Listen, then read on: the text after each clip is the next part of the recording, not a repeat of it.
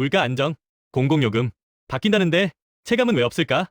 요즘 뉴스에서는 물가가 안정되고 있다는 이야기가 자주 나옵니다. 정부에서도 생활비 부담을 줄이겠다고 말합니다. 그런데 많은 시니어들은 이렇게 느낍니다.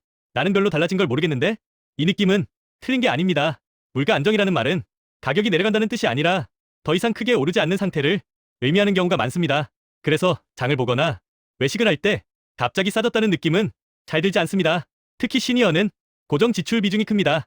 전기, 가스, 수도, 통신처럼 매달 빠져나가는 돈은 물가 안정과 상관없이 그대로 느껴집니다. 그래서 뉴스와 생활체감 사이에 차이가 생깁니다. 중요한 건 물가가 안정됐다는 말보다 내가 매달 내는 항목이 달라졌는지를 보는 것입니다. 시니어 생활비에서 가장 비중이 큰 공공요금 이야기를 구체적으로 해보겠습니다. 시니어 생활비에서 가장 부담이 되는 건 전기와 가스 같은 공공요금입니다. 뉴스에서는 요금 인상 속도를 조절하겠다고 말하지만 시니어 입장에서는 고지서가 기준입니다. 특히 집에 머무는 시간이 긴 시니어일수록 전기와 가스 사용량은 자연스럽게 늘어납니다. 그래서 요금이 조금만 변해도 생활체감은 크게 느껴집니다. 최근 정부가 말하는 공공요금 안정은 크게 내리는 것보다 추가 인상을 막는데 초점이 맞춰져 있습니다. 이 말은 요금이 갑자기 확 줄기보다는 앞으로 급격히 오를 가능성이 줄어든다는 뜻에 가깝습니다. 시니어에게 중요한 건 이 변화 속에서 사용 습관을 점검하는 것입니다. 같은 요금 체계에서도 사용시간, 사용량에 따라 고지서는 달라집니다. 이 공공요금 변화가 식비와 생활 소비에 어떤 영향을 주는지 이야기해 보겠습니다. 시니어가 물가를 가장 먼저 느끼는 곳은 마트와 시장입니다. 뉴스에서는 물가가 안정됐다고 말하지만 장을 보러 가면 크게 싸졌다는 느낌은 잘 들지 않습니다. 이 차이는 기준이 다르기 때문입니다. 뉴스에서 말하는 물가는 전체 평균입니다. 하지만 시니어가 자주 사는 품목은 쌀, 채소, 고기, 생필품처럼 생활필수품 위주입니다. 이 필수품들은 가격이 조금만 변해도 체감이 큽니다. 특히 매주, 매달 같은 품목을 사는 시니어일수록 변화가 더 또렷하게 느껴집니다. 최근의 물가 안정은 가격이 확 내려갔다기보다 오르는 속도가 느려진 상태에 가깝습니다. 그래서 장바구니에서 갑자기 체감이 생기기는 어렵습니다. 이럴 때 시니어에게 중요한 기준은 가격이 아니라 구황입니다. 같은 금액으로 무엇을 담느냐에 따라 체감은 달라집니다. 자주 먹는 품목을 미리 정해두고 대체 가능한 식재료를 활용하는 것만으로도 생활비 부담은 눈에 띄게 달라집니다. 시니어가 자주 이용하지만 놓치기 쉬운 교통비와 통신비 변화를 이야기해 보겠습니다. 시니어 생활비에서 교통비와 통신비는 금액은 크지 않아 보여도 매달 빠져나가는 고정 지출입니다.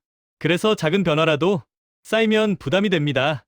요즘 정부에서 말하는 생활비 안정 정책에는 이 두 항목이 자주 포함됩니다. 교통비의 경우 요금 자체보다 할인 대상과 이용 방식이 조정되는 경우가 많습니다.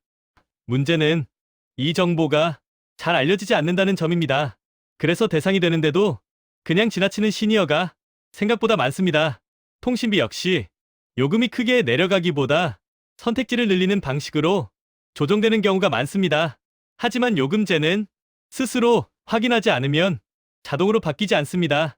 시니어에게 중요한 건 요금이 내렸나가 아니라 지금 내가 쓰는 방식이 가장 맞는지를 한번 점검하는 것입니다. 이 점검만 해도 한 달에 몇천 원, 1년에 몇만 원 차이가 납니다. 이런 변화들이 시니어 생활 전반에 어떤 체감 차이를 만드는지 정리해 보겠습니다. 시니어에게 주거비와 관리비는 금액보다 지속성이 부담이 됩니다. 매달 빠져나가고 계절마다 변하고 한번 오르면 다시 내려오기 어려운 항목이기 때문입니다. 뉴스에서는 주거 안정이나 요금 부담 완화를 이야기하지만 시니어가 체감하는 현실은 관리비 고지서 한 장입니다.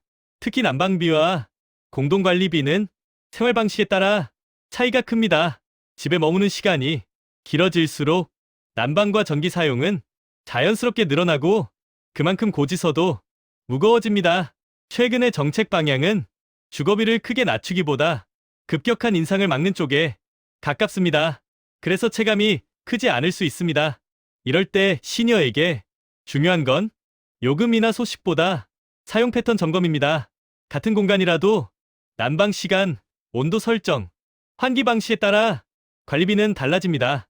작은 습관 하나가 매달 고정 지출을 줄여줍니다. 시니어에게 의료비는 물가보다 먼저 체감되는 비용입니다. 몸이 예전 같지 않으니 병원 방문이 늘고 약값과 검사 비용이 자연스럽게 따라옵니다. 뉴스에서는 의료비 부담 완화를 이야기하지만 시니어가 느끼는 현실은 진료비 영수증입니다. 의료비 변화는 한 번에 크게 오르기보다 항목별로 조금씩 달라집니다. 그래서 크게 달라진 게 없다고 느끼다가도 어느 순간 지출이 늘어났음을 알게 됩니다. 최근 정책의 방향은 급여 항목을 늘리고 비급여 부담을 조정하는 데 초점이 맞춰져 있습니다. 하지만 이 변화는 가만히 있으면 체감하기 어렵습니다. 시니어에게 중요한 건 병원비가 줄었는지가 아니라 어디서 줄고 어디서 늘었는지를 아는 것입니다. 이 기준이 있으면 불필요한 걱정은 줄고 필요한 대비는 할 수 있습니다. 지금까지의 변화들이 시니어 생활 전반에 어떤 차이를 만드는지 정리해보겠습니다. 물가와 공공요금이 급격히 오르지 않는다고 해서 생활이 자동으로 편해지는 건 아닙니다. 변화의 속도가 느려질수록 준비의 기준이 더 중요해집니다. 시니어에게 필요한 준비는 큰 결심이 아니라 점검입니다. 매달 나가는 고정 지출이 무엇인지, 그 중에서 조정 가능한 항목이 어디인지 한 번만 정리해보는 것. 전기와 가스, 통신 요금, 관리비와 병원비, 이 항목들은 정책 변화보다 생활 습관에 따라 차이가 커집니다. 요금이 내려가길 기다리기보다 사용 방식을 조금 바꾸는 것이 체감은 더 빠를 수 있습니다. 또 하나 중요한 건 정보를 한 번에 다 믿지 않는 태도입니다. 물가가 안정됐다는 말은 모두에게 같은 의미가 아닙니다. 내 생활에 어디까지 적용되는지 확인해야 합니다. 시니어에게 준비란 불안을 키우는 게 아니라 불안을 줄이는 선택입니다. 계속해서 나옵니다. 오른다, 내린다, 안정됐다. 이 말을 그대로 받아들이면 마음만 먼저 흔들리기 쉽습니다. 그래서 시니어에게는 뉴스를 거르는 기준이 필요합니다. 첫째, 내가 매달 내는 항목인가입니다. 나와 상관없는 수치는 굳이 신경 쓸 필요가 없습니다. 둘째, 언제부터 적용되는가입니다. 당장인지 몇 달 뒤인지에 따라 대응은 달라집니다.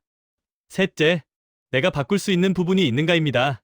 정책은 못 바꿔도 사용 방식은 조정할 수 있습니다. 이 세 가지만 확인해도 뉴스는 정보가 되고 불안은 줄어듭니다. 물가와 공공요금은 정치의 문제가 아니라 생활의 문제입니다. 내 생활에 맞게 받아들이고 필요한 부분만 챙기는 것. 그게 시니어가 지금 가장 현명하게 뉴스를 대하는 방법입니다.